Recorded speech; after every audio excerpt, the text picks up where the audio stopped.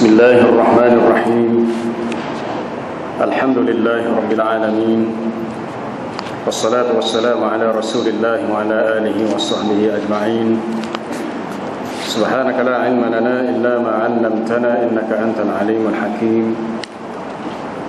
Wa tub 'alaina innaka antat tawwabur rahim. Rabbi shrah li sadri wa yassir li amri wahlul 'uqdatam min lisani yafqahu qawli.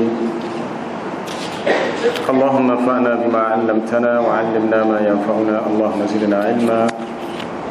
Amma ba'd. Menyambung kembali bacaan ayat yang telah kita baca minggu lepas sampai ayat 17, tapi tafsirannya hanya sampai setakat ayat 15 tu pun rasa tak habis lagi. Kita sambung balik pada A'udzubillahi minasyaitonir rajim. Wa la taziru waziratun wizra ukhra wa ma kunna mu'adzibina hatta nab'atha rasula. Dan tidaklah orang yang berdosa itu ia menanggung akan dosa orang lain, dan tidaklah kami mengazab menyiksa manusia sehinggalah diutuskan rasul. Asalnya pada sesuatu dosa dilakukan, orang yang melakukan dosa menanggung dosanya, dan orang lain pula menanggung dosa mereka sendiri. Melainkan dalam keadaan apabila seseorang yang membuat dosa menyeru kepada perbuatan dosanya, kepada kesesatannya, kepada kekufuran yang dilakukan olehnya. Suatu perkara yang sangat bahaya apabila seseorang yang melakukan kesalahan dan dia menjadi penyebab kepada orang lain mengikut jejak langkahnya untuk terlibat sama buat perkara yang salah. Tapi kalau dia buat dosa setakat untuk dia dan tidaklah berjangkit, merebak, mengenai orang lain, maka setakat dia lah.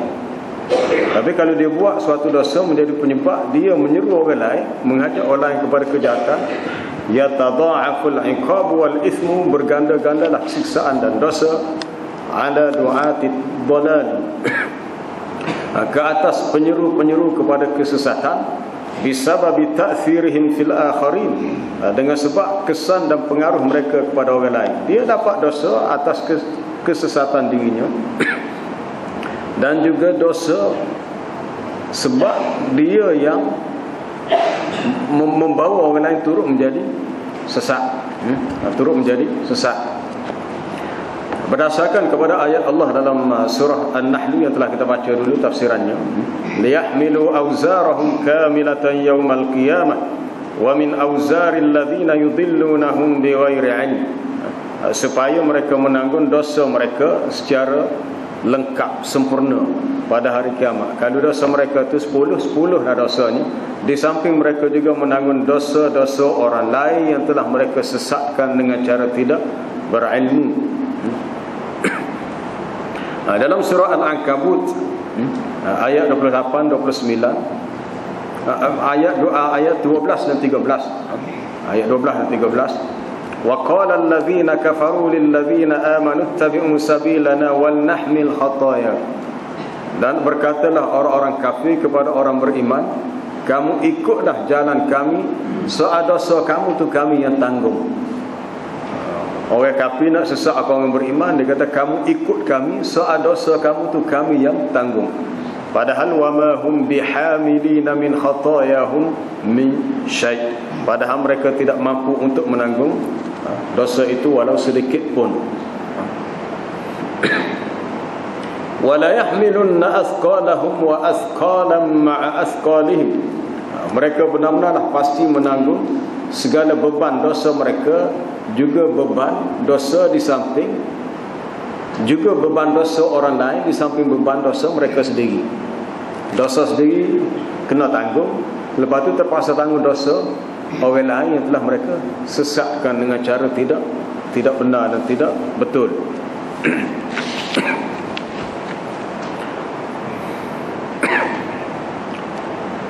Dalam satu hadis riwayat daripada Aisyah radhiyallahu anha,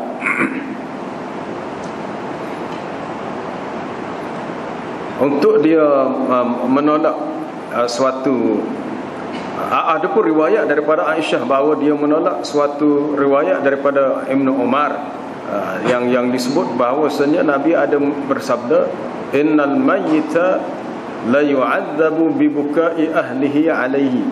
Sesungguhnya si mati itu diseksa dengan tangisan ahli keluarganya ke atasnya. Sedangkan yang menangis itu bukan si mati, itu bukan dia mati dah. Ahli keluarga yang meratapi, menangisi si mati, tak ada pasal-pasal. Orang mati pula kena seksa. Sedangkan perbuatan dosa itu bukan dia buat, keluarga dia hidup itu dia buat. Maka hadis ini sebenarnya menunjukkan kepada sekiranya si mati itu ada berwasiat, berpesan supaya kematiannya diratapi, ditangisi. Sebab itulah kebiasaan yang menjadi amalan orang-orang jahiliyah. Kama kanat al-jahiliyah taf'aluhu. Sebagaimana itulah kebiasaan orang-orang di zaman jahiliyah. Kalau si mati itu meninggal, selepas dia meninggal, ahli keluarga dia menangisi, meratapi, bukan atas kehendak si mati, maka dia tidak diseksa.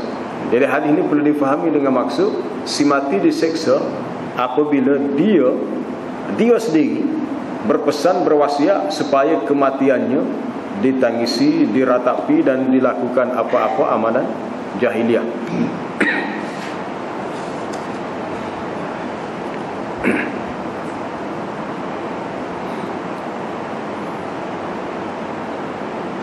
وما كنا معذبين حتى نبعث رسولا.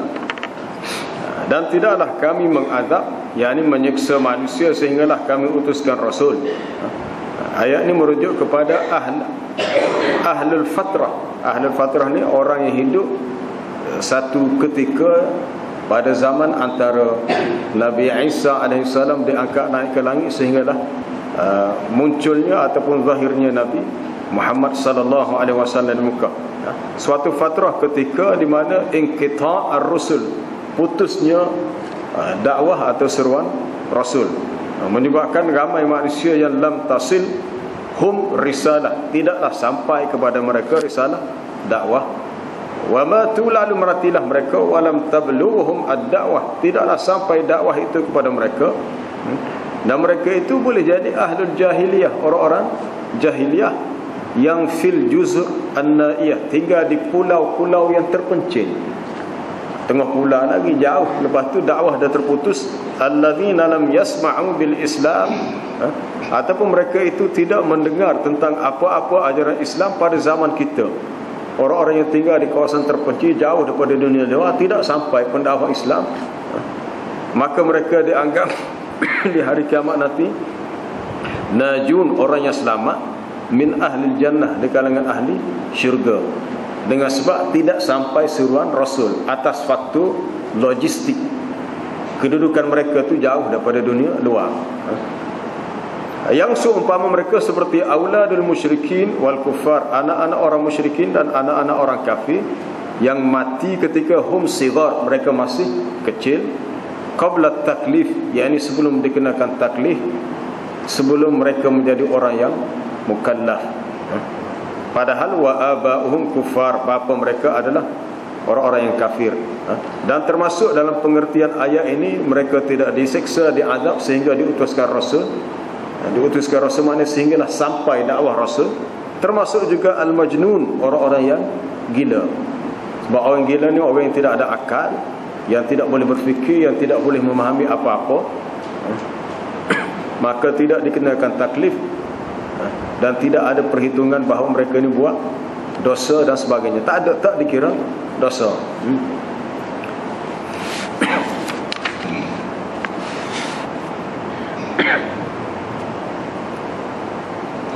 Amman nas ba'dal ba'tsah.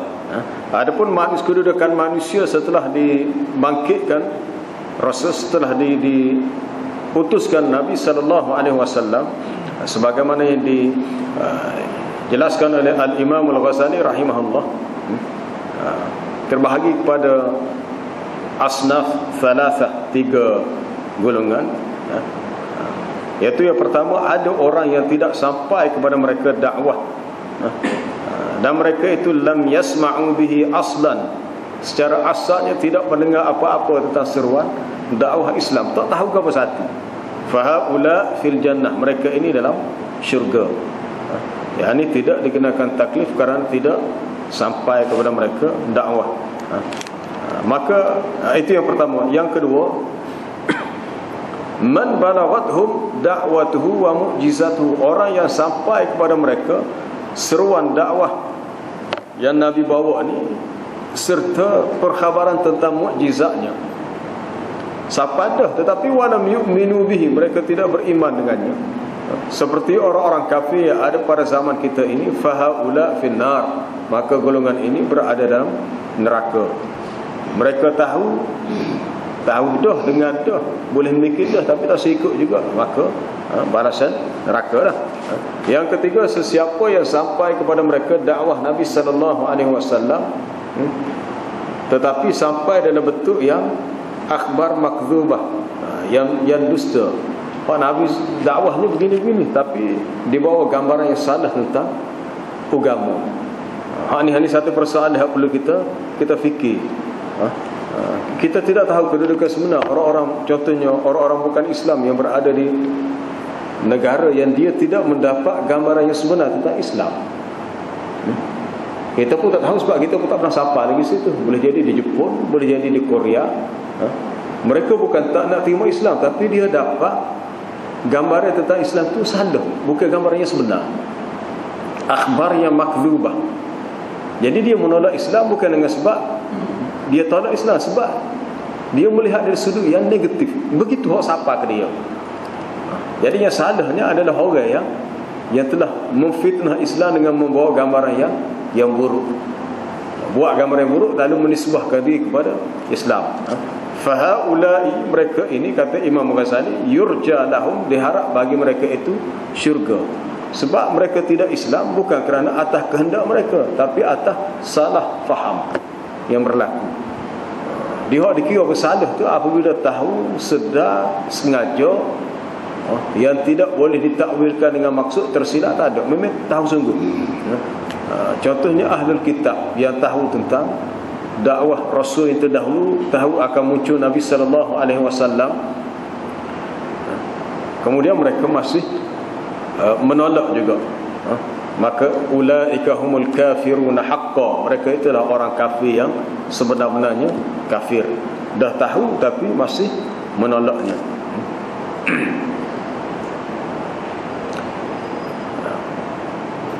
Wa idza aradna an nuhlika qaryatan amarna mutrafiha fafasaqu fiha, dan apabila kami mahu membinasakan penduduk sesebuah negeri, sesebuah kampung, yakni telah dekatlah, hampirlah waktu kebinasaan bagi kaum itu, dengan bi'adzabil istisal, azab dalam bentuk hapus minyak semuanya.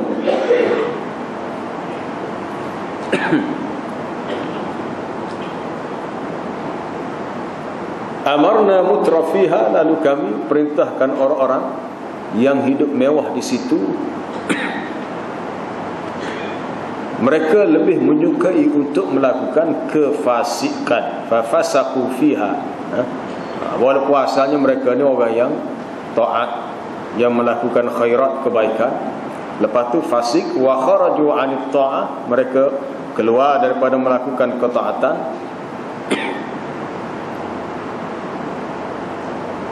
Fahaqqa 'alaihi qawlu fadammarnaha tadmira, maka semestinya wajiblah ke atas mereka azab sebagai balasan bagi perbuatan derhaka mereka, lalu mereka dibinasakan dengan sehancur-hancurnya.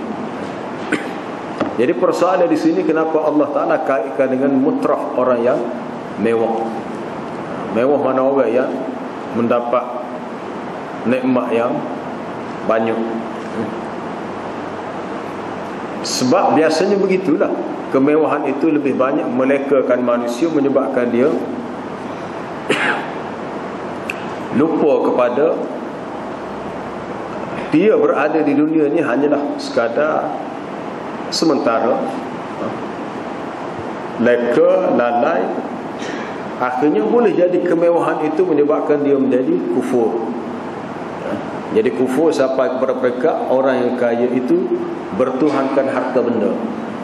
Sebab dia rasa dia boleh hidup lama, boleh kekal, boleh senang dengan sebab hartanya. Wailul likulli humazatil lumazah.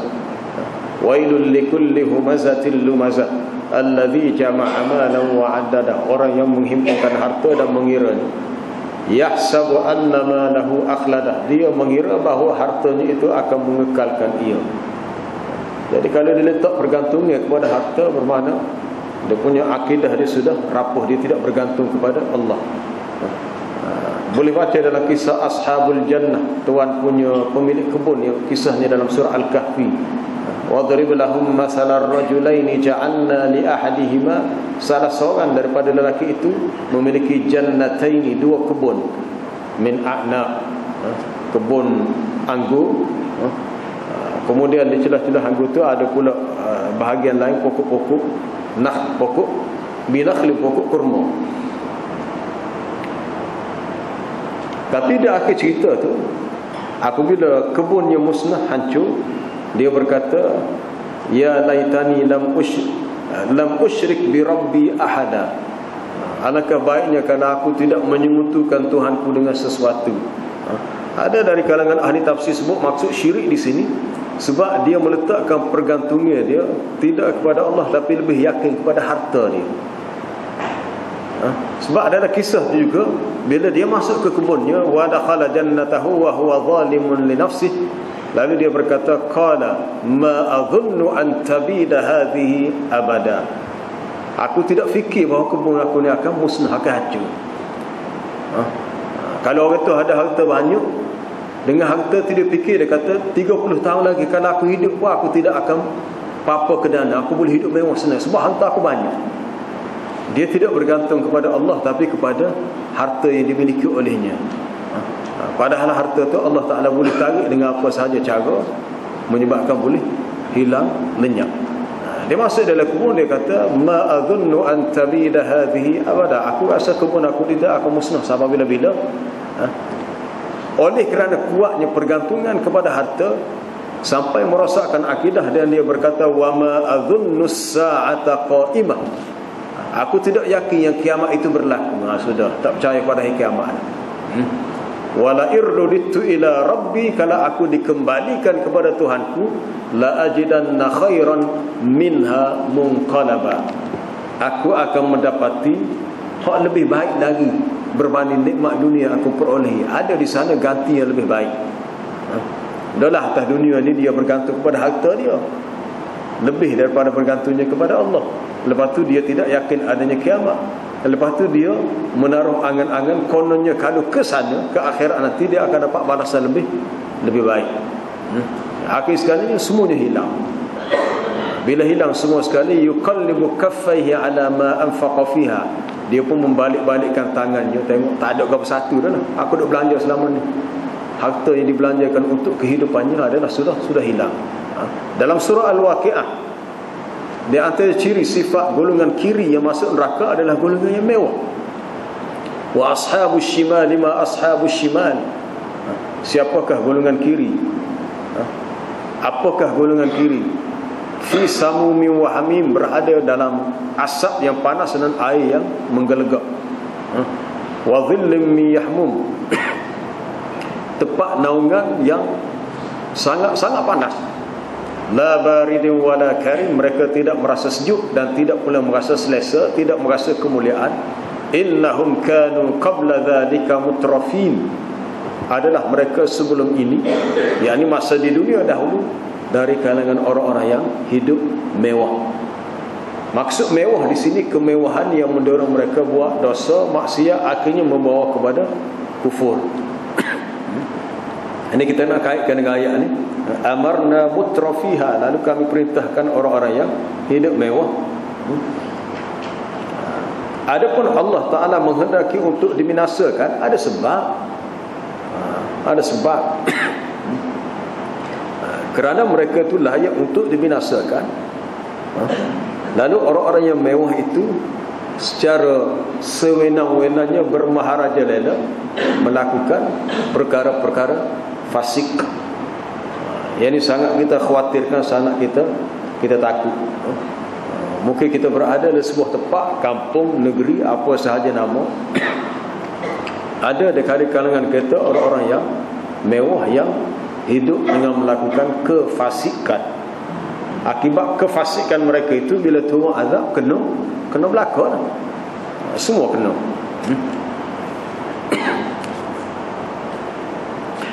Iaitu apabila kami binasakan, dammarnahum tadmira, maknanya syamalat jami' ahlal tilkal baldah, dia akan meliputi semua penduduk di negeri itu. Tidak hanya dikenakan azab yang menimpa tu kepada orang yang orang yang mewah, yang buat perkara fasik saja, kena habis.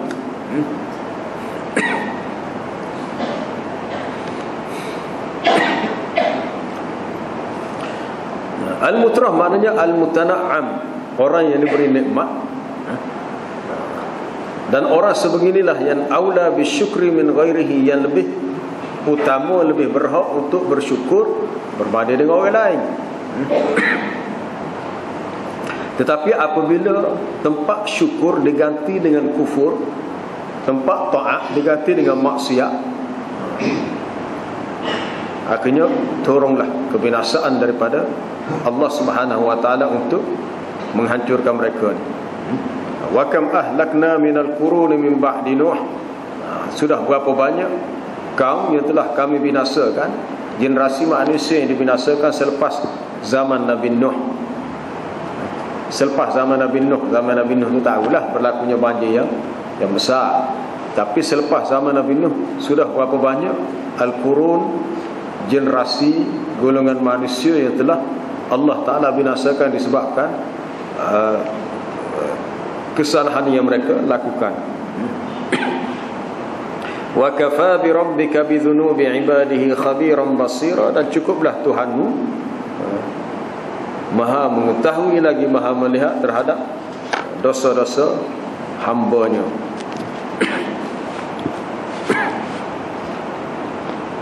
Itu Dia sangat mengetahui dengan semua amal perbuatan hamba-Nya, sama ada yang khairiha wa syarriha, yang baiknya atau yang buruknya, kerana la yakhfa alaihi minha khafiyah, tidak ada sesuatu pun yang tersembunyi daripada pengetahuannya.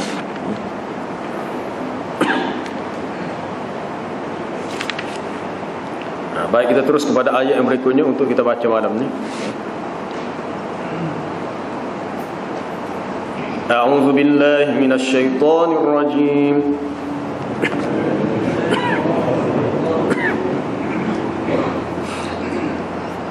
Bismillahirrahmanirrahim.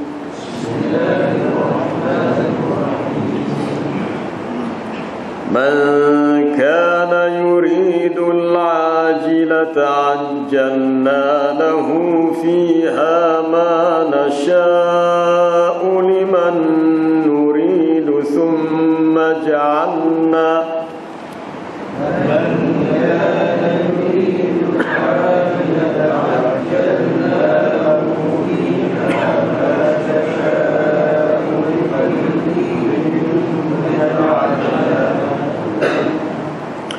ثم جعلنا له جهنم يصلاها مذموما مدحورا ثم جعلنا له جهنم يصلاها مذموما مدحورا ومن أراد الآخرة وسعى لها سعيها وهو مؤمن فأولئك كان سعيهم مشكورا ومن أراد الآخرة وسعى لها سعيها وهو مؤمن فأولئك كان سعيهم مشكورا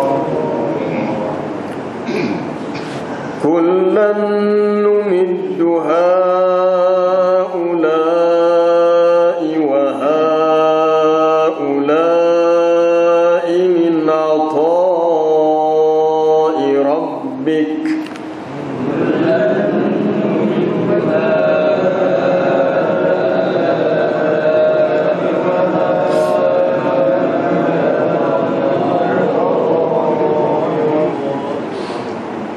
وما كان عطاء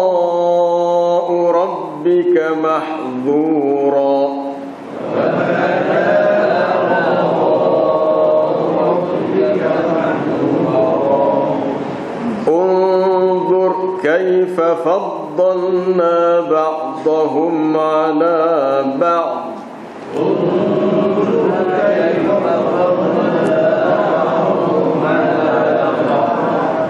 وللآخرة أكبر درجات وأكبر تفضيلا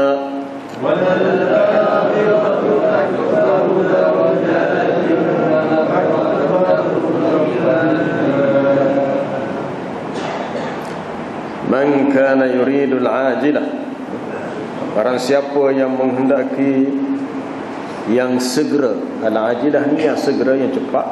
Maksud yang segera merujuk kepada kehidupan dunia ni lah. Ajjalna lahu fiha ma nasha'u liman nurid, maka kami segerakan baginya di dunia itu apa yang kami kehendaki bagi orang yang kami kehendaki. Thumma ja'alna lahu jahannam, dan kami jadikan untuknya neraka jahannam. Yaslaha, dia akan memasukinya, mazmuman madhura, dalam keadaan yang tercela, hina lagi terusir. Wa man arada al-akhirah, dan barang siapa yang menghendaki kehidupan akhirat, maknanya dia punya keinginan dan cita-cita lebih kepada akhirat, bukan kepada dunia. Wasa'alaha sa'yaha, dan dia berusaha ke arah itu dengan usaha yang sungguh-sungguh. Wa huwa mu'min, padahal dia seorang yang mukmin, yang beriman. Fa ulaika kana sa'yuhum mashkura, maka mereka itulah orang-orang yang usahanya usaha yang akan dibalas dengan baik. Usaha yang mashkuran, usaha yang dihargai, maknanya tidak disia-siakan. Kullan numiddu haula wa haula'i min 'ata'i rabbik, kepada setiap satu daripada golongan ini, sama ada golongan ini golongan yang nak kepada dunia sahaja, wa haula, dan golongan yang nak kepada akhirat, akan kami hulurkan. Numiddu maknanya nu'ti, kami berikan daripada pemberian Tuhanmu. Siapa nak kepada dunia, ia boleh, akan diberikan. Sesiapa yang mahukan akhirat, ia diberikan juga. Wa ma kana 'ata'u rabbika mahdhura, dan tidaklah pemberian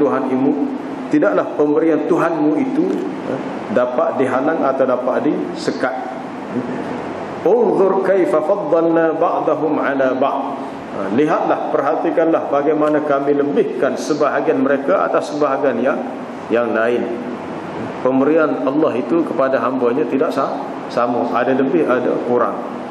Walal akhiratu akbaru darajatin, dan pastilah kehidupan akhirat itu lebih tinggi tingkatnya, kedudukannya. Wa akbaru tafdila, dan lebih besar keutamaannya. Ayat 18 hingga ayat 21 ini berhubung dengan balasan bagi sesiapa yang mahukan dunia dan juga sesiapa yang mahukan akhirat. Kita hidup sekali di dunia, dan kita akan ke akhirat. Matlamat kita akhirat. Kita ni orang akhirat. Kita orang akhirat. Kalau kita buat bisnes pun, bisnes kita bukan bisnes dunia, bisnes akhirat. Walaupun secara zahir nampak bisnes dunia, tetapi sebenarnya membawa kepada akhirat. Kita nak jadi orang dunia atau jadi orang akhirat? Menjadi orang akhirat adalah lebih mulia daripada menjadi orang dunia. Dunia sesuatu yang rendah dan dekat dengan kehidupan sekarang. Dunia hanyalah jisrun, jambatan, laluan, bukannya sebagai matlamat.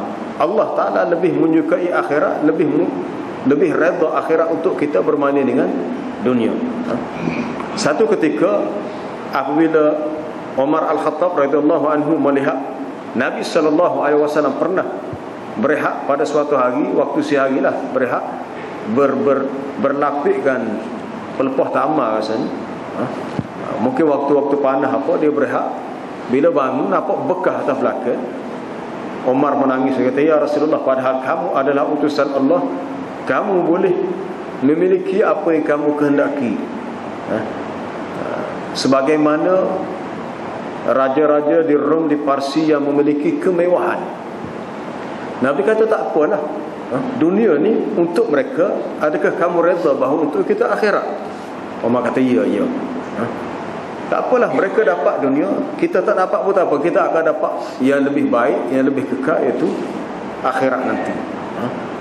Dalam peperangan Uhud, apabila sebahagian sahabat yang tidak sabar, Nabi letak dia atas satu bukit kecil depan bukit Uhud tu, dia panggil Jabal Rumah. Rumah tu, Jabal Rumah, mana bukit untuk letak tentera pemanah. Belah-belah mana apa yang berlaku, kamu jangan tinggal ke tempat ni. Apabila tentera musyrikin berpaling seketika lagi dan mereka tinggal harta benda yang dibawa, menyebabkan sebahagian tentera Islam yang ditugaskan sebagai tentera pemanah tidak mampu bersabar tengok harta ni. Keinginan nak kepada harta itu disebut oleh Allah Ta'ala sebagai dunia. Minkum man yuridud dunya wa minkum man yuridul akhirah thumma sarafakum anhum liyabtaliyakum wa laqad afa ankum wallahu dhu fadlin 'alal mu'minin. Ayat itu tentang kisah peperangan Uhud. Boleh baca dari surah Ali Imran dalam juzuk keempat. Di antara kamu ada yang mahukan kepada dunia dan ada yang mahukan kepada akhirat. Ada yang nak kepada dunia, ada yang nak kepada akhirat. Ini suatu ujian. Dalam keadaan kita nak kepada mati syahid akhirat ni, tapi masih terletak dalam hati nak sedikit pada dunia. Padahal kalau tak turun pada tempat tu, lepas perang nanti kalau menang, akan dapat juga pembahagian harta ghanimah atau harta rampasan perang. Tapi itulah perangai manusia, naluri manusia yang mudah terikat dengan harta benda. Kita salah satu mujahadah yang perlu kita buat untuk tazkiyatun nafsi, membersihkan jiwa, ialah membuang rasa kecintaan kepada harta. Harta perlu dicari, perlu, tapi letakkan ia di tangan, bukan letak ia di hati. Kita mesti meletakkan kecintaan kepada Allah mengatasi segala cinta yang lain. Memang manusia ni suka kepada harta. Mungkin setengah kata ustaz, mustahil kalau kita tak suka kepada harta ataupun tidak menyayangi harta kita, mustahil. Kerana itu naluri manusia. Wa tuhibbunal mala hubban jamma.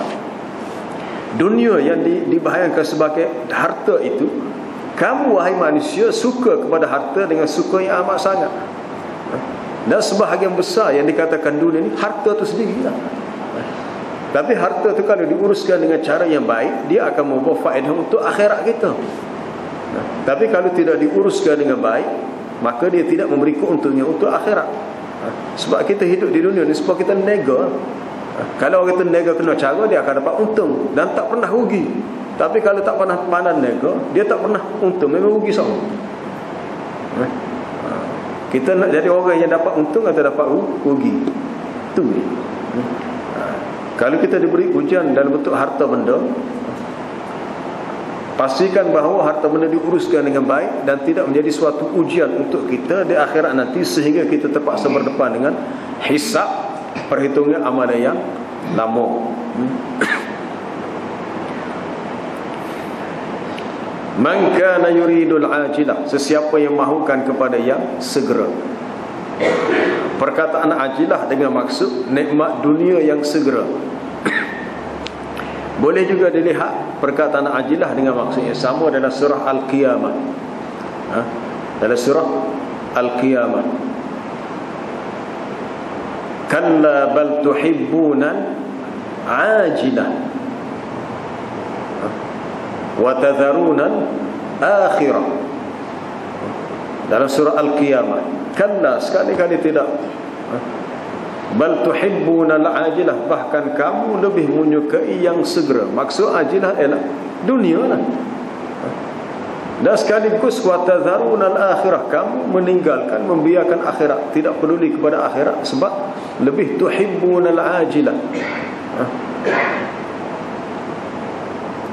Kemudian ada surah Al-Insan. Apa ada surah Al-Insan? Sampai kepada ayat mana? Wa yatufu alaihim wildanun mukhalladun idza ra'aitahum hasibtahum lu'lu'an manthura wa idza ra'aita thamma ra'aita na'iman wa mulkan kabira 'aliyahum thiyabu sundusin khudrun wa istabraqun wa hullu asawira min fiddatin wa saqahum rabbuhum sharaban tahura inna hadza kana lakum jazaa'an wa kana sa'yukum mashkura inna nahnu nazzalna 'alaikal qur'ana tanzila fasbir li hukmi rabbika wa la tuti' minhum athiman aw kafura wadhkur isma rabbika bukratan wa asila wa minal laili fasjud lahu wa sabbihhu laylan tawila inna haula ni pokok ni haula mana orang-orang ini inna haula yuhibbuna al-ajilah, ada juga ajilah, wa yadharuna wara'ahum yawman thaqila. Mereka ni orang yang suka, lebih kasih kepada dunia yang bersifat segera, dan mereka membiarkan bahawa di sana ada hari yang sangat berat untuk ditangguh, hari akhirat. Disebabkan kasih dan cinta kepada dunia, manusia tidak peduli. Mereka akan melalui suatu suasana yang sangat dahsyat dan berat. Yauman thaqila. Dia bila mari dua ni, bila mari satu hal ni, yakni cinta kepada dunia, mustahil akan berkumpul dalam hati manusia dua cinta. Mustahil. Kalau seseorang tu cinta kepada dunia, bermakna dia tidak akan cinta kepada akhirat. Tapi kalau orang tu cinta kepada akhirat, maka tidak ada dalam hatinya cinta dunia. Maksudnya dia mengambil dunia sekadar yang memerlukan kemaslahatan hidupnya, khususnya hidup dalam rangka untuk beribadat kepada Allah. Sesiapa yang nak kepada yang segera, maka Allah Ta'ala berikan kepada mereka itu, ajjalna lahu fiha, kami segerakan untuknya apa yang dia kehendaki, apa sahaja nikmat yang dia kehendaki. Bagi sesiapa yang Allah Ta'ala kehendaki, diberikan kepadanya nikmat itu. Itu pun bagi sesiapa yang mahu. Mungkin kita salah faham bila kita melihat tafsir ayat ni. Mungkin setengah kata, macam mana dengan doa dalam ayat Rabbana atina fid dunya hasanah wa fil akhirati hasanah. Wahai Tuhan kami, berikan kepada kami di dunia ini ada hasanah, kebaikan, dan di akhirat itu juga ada kebaikan. Hasanah di dunia tidak semestinya dalam bentuk harta benda, dan memang tak dinafikan harta benda itu adalah salah satu kebaikan, sebab Allah Ta'ala menamakan harta sebagai khairun. Khairun. Innal insana li rabbih lakanud wa innahu ala dhalika lasyahid wa innahu li hubbil khairi lasyadid. Manusia dia punya kasih kepada al-khair, mana harta, al-khair mana al-mal, sungguh-sungguh. Kenapa harta dinamakan al-khair? Sebab kalau guna cara betul, baiklah. Tapi kalau guna cara salah, buruklah. Tapi dalam doa tu Ibnu Abbas mentafsirkan Rabbana atina fid dunya hasanah, wahai Tuhan berikan untuk kami semasa dunia ini kebaikan, merujuk kepada ilmu dan amalan.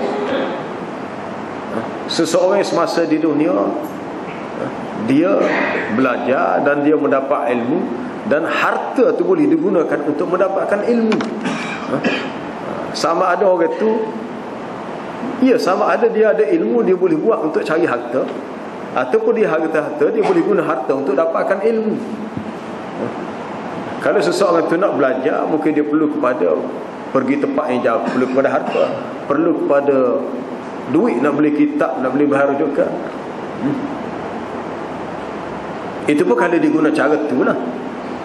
Bagi sesiapa yang semata-mata mahukan kepada dunia yang segera, maka diberikan untuknya dunia itu, maka dia akan dapat dunia sahaja. Man kana yuridul hayatad dunya wa zinataha nuwaffi ilaihim a'malahum fiha wa hum fiha la yubkhasun. Ulaika alladhina laysa lahum fil akhirati illa an-nar wa habita ma sana'u fiha wa batilum ma kanu ya'malun. Dalam surah Hud, sesiapa yang mahukan kepada dunia dan perhiasannya, man kana yuridul hayatad dunya wa zinataha, maka tidak perlu dia bimbang, nuwaffi ilaihim a'malahum, kami akan cukupkan untuknya balasan bagi hak apa yang dia nak. Mana amal hak dia buat tu, dia akan dapat dia dapat balas apa dia dapat ganjaran secara segera, secara cash segera. Sebab dia nak, dan mereka tidak dirugikan sedikit pun. Kalau dia nak atas kebaikan dia buat, dia nak untuk dunia, dia boleh guna. Tapi di akhirat tak ada. Ulaika allazina laisa lahum fil akhirah illa an-nar. Mereka itulah orang-orang yang tidak mendapat apa-apa di akhirat nanti kecuali api neraka. Sebab niat dia nak pada dunia. Sebab ni perkara sangat penting, sangat besar. Bukan benda kecil, benda besar. Salah satu tanda yang berlaku di akhir zaman Nabi sebut ialah sehingga kan manusia buat kerja agama pun kerana ultumisatid dunya bi amalil akhirah, dicari dunia dengan amalan akhirat. Kalau seseorang belajar ilmu agama niatnya nak kepada dunia, tidak akan cium bau syurga. Kalau adalah niat macam memang belajar ilmu agama tu baik, bagus, sebab memang kita disuruh belajar ilmu agama. Tapi kalau kita punya kosak, hala tuju niat kita ilmu agama ini dipelajari kerana nak kepada kesenangan duniawi, hak tu kita tak niat pun dia mari sendiri, dia akan mari. Man ta'allama ilman mimma yubtagha bihi wajhullah. Sesiapa, Nabi kata, sesiapa yang mempelajari suatu ilmu yang sepatutnya dicari keradaan Allah, semata-mata kerana Allah, la yata'allamuhu illa liyusiba bihi 'aradan minad dunya. Tetapi dia tidak mempelajari ilmu itu kecuali kerana nak kepada harta benda dunia. Lam yajid 'arfal jannati yaumal qiyamah. Dia tidak akan berpulang mencium bau syurga. Hilang bahagian dia di akhirat dengan sebab niatnya rosak. Niatnya rosak. Ini satu-satu perkara yang perlu kita beri perhatian. Kadang-kadang kita melihat, kita buat baik, orang melihat baik, tapi di sisi Allah belum diketahui. Itu pentingnya apabila dikatakan ikhlas, seseorang menjadikan keutamanya adalah akhirat. Dalam hadis riwayat Al-Imam At-Tirmizi, man kanatid dunya hammuhu, sesiapa yang keinginannya adalah dunia, sesiapa yang keinginannya dunia, farraqallahu amrahu, Allah Ta'ala akan jadi pecah-pecahkan, jadi porak-poranda urusan kerjanya. Apa dia, wa ja'ala faqrahu baina 'ainaihi, dijadikan kefakiran itu tertulis antara dua matanya. Walam ya'tihi minad dunya, tidaklah datang kepadanya dunia yang dia kendaki kecuali apa yang telah ditakdirkan untuknya, dia akan boleh hak tu. Tapi dia akan rasa tak cukup sama lah, tak cukup. Walaupun dia dah benar-benar kaya, tapi terasa macam dia ni masih miskin, tak cukup. Tetapi waman kanatil akhirah hammu, sesiapa yang akhirat itu dia punya keinginannya, ja'alallahu ghinahu fi qalbihi, Allah Ta'ala jadikan kekayaan untuk hambanya itu dalam hatinya. Walaupun dia mungkin dapat rezeki yang tak seberapa, tapi terasa cukup, kaya. Wa atathu dunya, disebabkan niatnya nak kepada akhirat, dunia datang kepadanya wahia raghimah, dalamkan dia tunduk seolah-olah serah diri. Dunia serah dia, ambillah aku. Tapi orang nak kepada akhirat, dia sedar bahawa sejauh mana dunia itu boleh menipunya. Kita boleh mengambil dunia, tapi jangan sampai fala tawurrannakumul hayatud dunya, janganlah sampai kehidupan dunia ini memperdaya dan menipu kamu. Di sini kita perlu semok balik, cek balik kita punya keinginan. Sebab amba bimbang budak-budak sekolah, hok mengaji sekolah agama sendiri, start daripada tingkat 1 atau mungkin tingkat 2, 3. Majoriti kalau tanya mata nak belajar, dia nampak difokus nak kepada hijau. Hijau tu dia kena sepatutnya jatuh pada number 2, bukan number 1. Nombor 1 sebenarnya matlamat kita nak kepada ilmu, untuk memastikan kita dapat melaksanakan tugas sebagai khalifah atas muka bumi, untuk memastikan peranan kita sebagai hamba Allah, untuk ubudiyah, pengabdian diri kepada Allah memang sempurna. Tapi kalau letak matlamat untuk tadi dunia, Dia ngaji sebentar, dia nampak peluang ni gini payah, dia pun tukar channel lain. Itu dia punya masalah. Tapi sebenarnya khidr tu bukan nombor satu. Penting, perlu, tapi keutamanya adalah kepada ilmu. Sebab kita bimbang ada setengah-setengah pelajar yang datang daripada keluarga yang sudah kaya raya. Dia kata ngaji buat gapo, gak boleh tinggi pun. Kalau aku makan gaji boleh berapa, tapi kalau aku guna harta ayah aku untuk buka satu syarikat bisnes, aku kaya, lepas tu bayar balik modal ayah aku tu. Jadi dia nampak ngaji masuk sekolah tu nak harta. Dia punya gambaran sebegitu tu, nak betul tu payah. Nak betul payah sebab daripada kecil lagi budak sekolah rendah. Kalau cikgu tanya apa cita-cita awak, cita-cita bila ditanya cita-cita, jawapannya mesti menjurus kepada bentuk profession pekerjaan.